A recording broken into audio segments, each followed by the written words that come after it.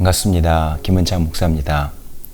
오늘 이 새벽에 우리 1시간 기도로 살기 17번째 말씀을 함께 묵상하겠습니다. 오늘은 말씀으로 기도하라 하는 제목을 가지고 여러분과 은혜를 나누기를 원하는데요. 고린도 후서 1장 20절 말씀, 본문 말씀을 제가 읽겠습니다.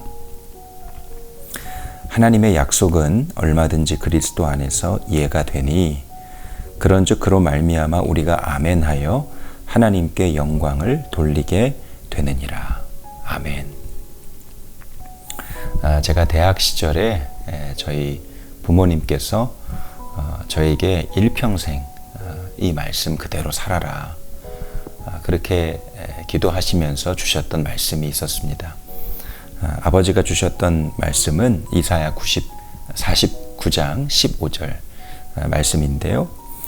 여인이 어찌 그 젖먹는 자식을 잊겠으며 자기 태에서 난 아들을 긍휼히 여기지 않겠느냐. 그들은 혹시 잊을지라도 나는 너를 잊지 아니할 것이라. 어머니가 주셨던 말씀은 여호수아 1장 9절 말씀입니다. 강하고 담대하라. 두려워하지 말고 놀라지 말라. 네가 어디로 가든지 내 하나님 여호와가 너와 함께 하느니라 하시니라. 힘들고 또 기도하기 어려울 때 그 말씀이 얼마나 큰 기도에 힘을 주었는지 모릅니다. 올해 저에게 주셨던 올해의 말씀도 마찬가지입니다.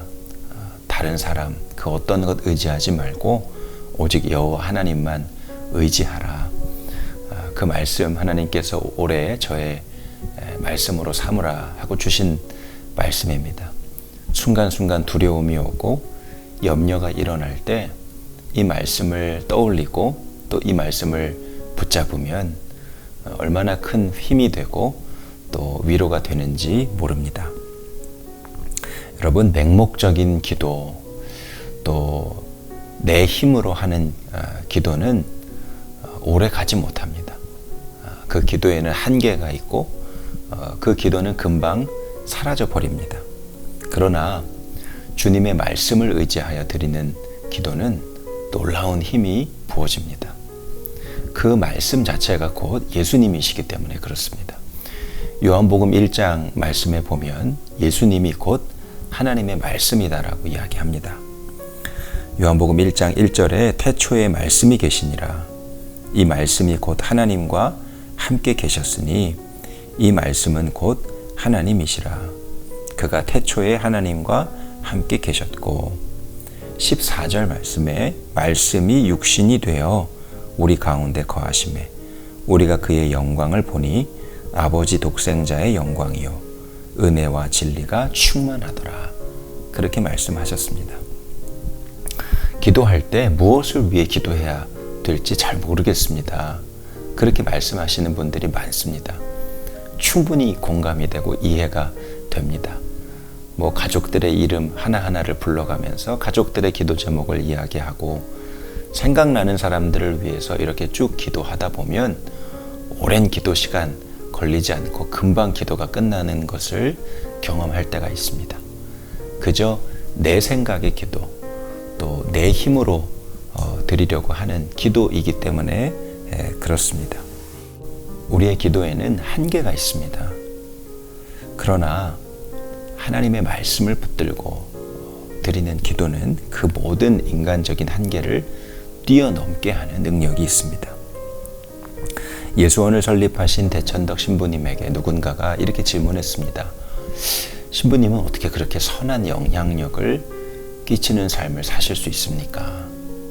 그랬더니 대천덕 신부님이 하시는 말씀은, 저는 날마다 말씀을 묵상하고 그리고 그 말씀을 가지고 기도합니다. 그렇게 대답을 하셨다고 합니다. 예수님께서 겟세마네 동산에서 우리들에게 아주 중요한 기도의 목적을 가르쳐 주셨습니다. 그것은 내 뜻이 꺾이고 하나님의 뜻, 하나님의 말씀이 우리의 삶에 이루어지는 것입니다. 그것이 우리가 붙잡아야 될 중요한 기도의 목적입니다. 마태복음 26장 39절에 조금 나아가서 얼굴을 땅에 대시고 엎드려 기도하여 이르시되 내 아버지여 만일 할만하시거든 이 잔을 내게서 지나가게 하옵소서. 그러나 나의 원대로 마시옵고 아버지의 원대로 하옵소서. 예수님은 기도의 자리에서 자신의 모든 의지를 꺾으셨습니다. 예수님 마음 가운데 일어나는 모든 인간적인 생각들을 다 십자가에 못 박았습니다.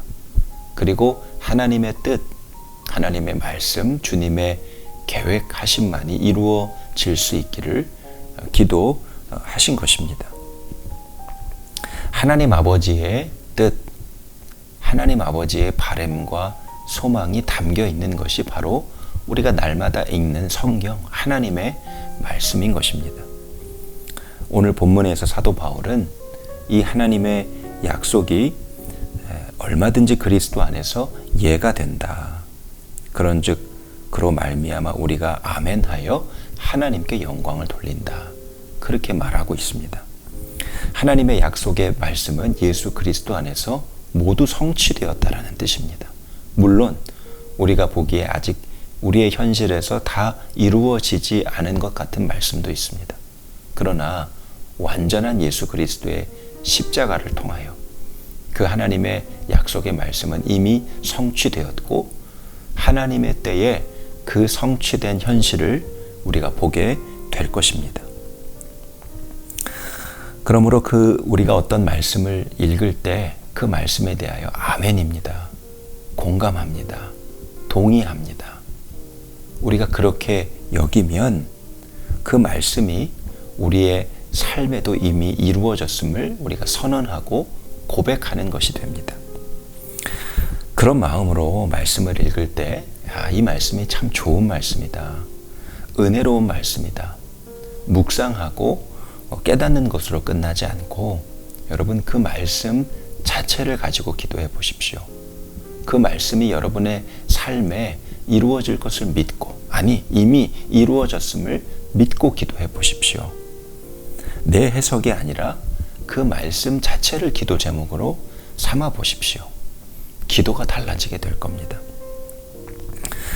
흔히 묵상하다라고 우리가 이야기하죠. 이 묵상하다라는 뜻의 히브리어는 주로 하가와 시아흐라는 단어를 사용합니다. 하가와 시아흐라는 뜻은 여러 가지 의미가 있습니다. 그 단어에는 물론 묵상하다라는 뜻, 깊이 사색하고 생각한다라는 뜻이 물론 담겨져 있습니다. 그러나 압도적으로 많은 의미는 입술로 읊조린다라는 뜻입니다. 읊조리다.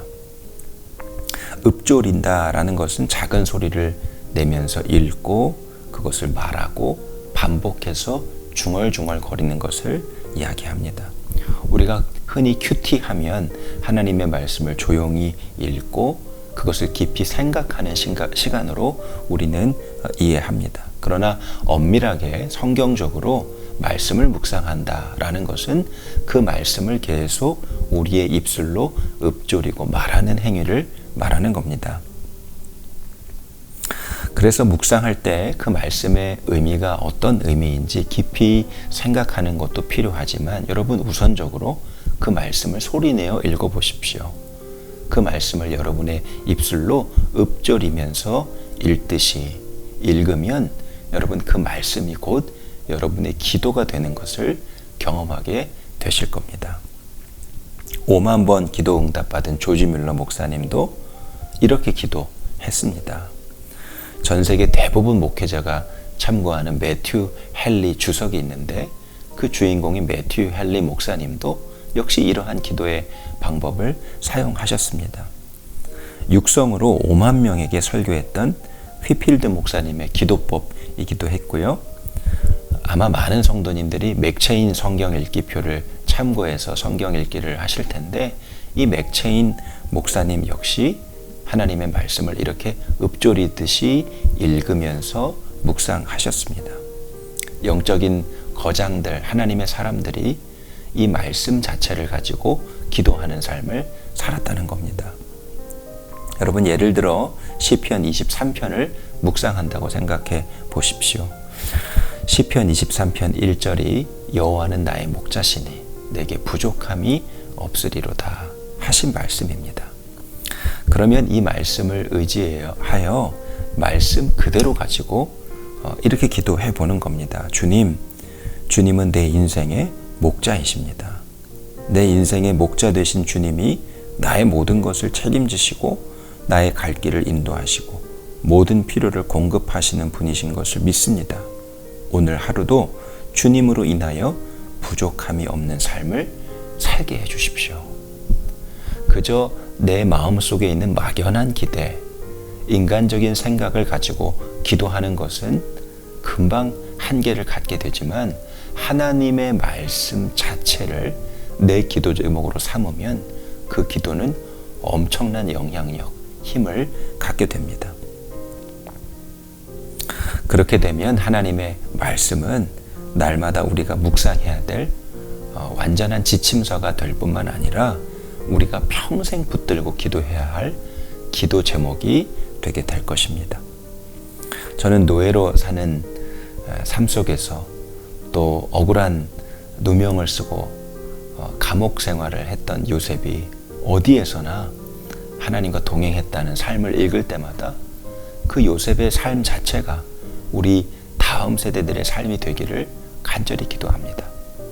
뜻을 정하여서 그 이방의 음식 먹기를 거부한 그 다니엘의 모습을 읽을 때마다 우리의 자녀 세대가 곧 다니엘과 같은 세대가 되기를 그 말씀 자체를 가지고 기도합니다.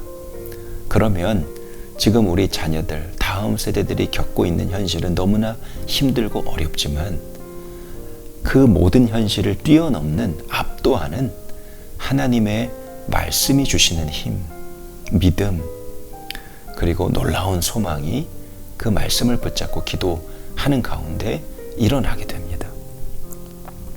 얼마나 기도가 간절해지고 얼마나 기도가 힘이 있어지고 그리고 기도의 기쁨을 누리게 되는지요. 오늘 이 은혜가 여러분 안에 있게 되기를 바랍니다. 사랑하는 성도 여러분, 오늘도 주의 말씀을 읽고 주의 말씀을 묵상하고 그리고 주의 말씀 자체를 가지고 기도해 보십시오. 여러분이 기도하려고 노력하는 것이 아니라 그 말씀이 우리의 기도를 이끄실 것입니다. 오늘 우리가 붙잡고 기도해야 될 기도 제목은 세 가지입니다. 첫 번째로 날마다 말씀을 가까이 하게 하시고 말씀으로 주님의 음성을 듣고 주님을 만나는 은혜를 누리게 하소서. 두 번째로 기도의 자리에서 내 의지와 계획이 꺾어지고 하나님의 뜻과 계획이 내 삶에 세워지게 하소서.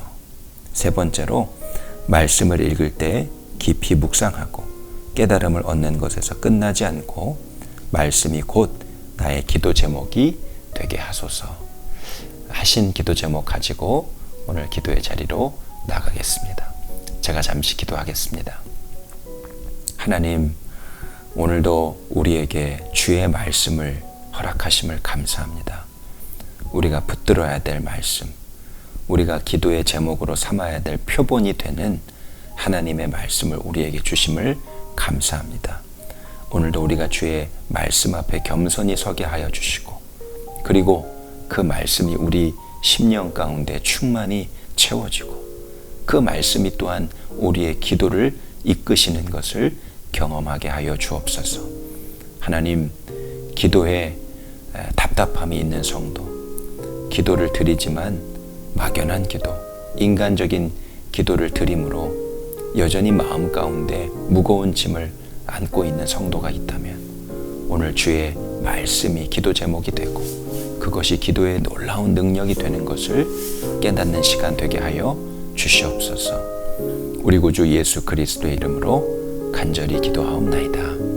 아멘.